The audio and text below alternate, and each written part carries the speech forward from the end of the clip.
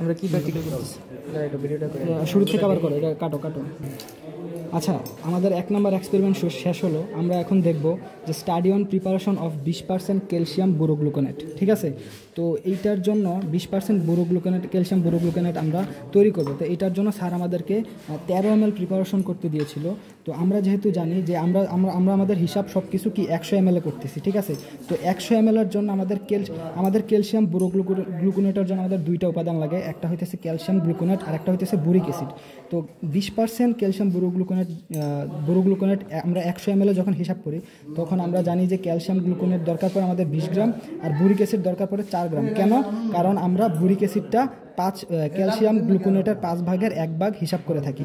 মানে আমাদের calcium borogluconate ঠিক যত পার্সেন্ট থাকে ক্যালসিয়াম গ্লুকোনেট ঠিক আমাদের তত গ্রামই হয়, আর বুরিক অ্যাসিডটা হয় তার 5 ভাগের 1 ভাগ। ঠিক আছে, তো সেই হিসাবে আমরা ক্যালসিয়াম গ্লুকোনেট পেলাম 20 গ্রাম, বুরিক অ্যাসিড পেলাম 4 গ্রাম। এখন যেহেতু স্যার আমাদেরকে বলছে যে 13 ml বানানোর জন্য, তো 13 ml বানানোর জন্য আমরা ক্যালসিয়াম গ্লুকোনেট পেলাম 2.6 গ্রাম হিসাব করলাম এবং বুরিক অ্যাসিড পাইলাম আমরা 0.52 গ্রাম। এখন আমরা ওই এক্সপেরিমেন্ট 1-এর মতো করে যে 0.52 গ্রাম আমরা বুরিক অ্যাসিড নিব এবং ক্যালসিয়াম গ্লুকোনেট আমরা নিব 2.6 গ্রাম। এই দুইটাকে আমরা মিক্স করব। মিক্স করে পরে হইতেছে আমরা এই যে কিছু পরিমাণ পানি নিব।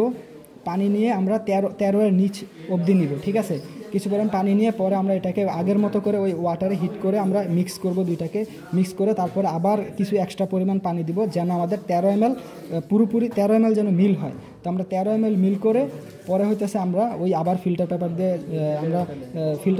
পরে আমরা করব যে ফিল্টার পেপার দিয়ে আমরা ছাঁকবো, ছেঁকে তারপরে দেখবো যে আমাদের আলটিমেটলি লাস্টে কতটুকু আছে।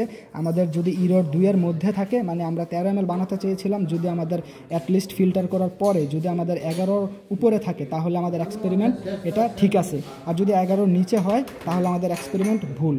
ঠিক আছে, এটাই হইতেছে আমার এই এক্সপেরিমেন্টের কথা। সেম টু সেম আগের মতো প্রসেস। ওইটাতে আমরা শুধু এই বুরিক অ্যাসিড নিয়েছিলাম 0.22 গ্রাম, আর এইখানে আমরা আর তার সাথে বাকিটা পানি নিয়েছিলাম, আর এখানে হইতেছে আমরা 2.6 গ্রাম ক্যালসিয়াম গ্লুকোনেট নিব, 0.52 গ্রাম বুরিক অ্যাসিড নিব, আর বাকিটা পানি। ঠিক আছে, সেম টু সেম আগের মতোই।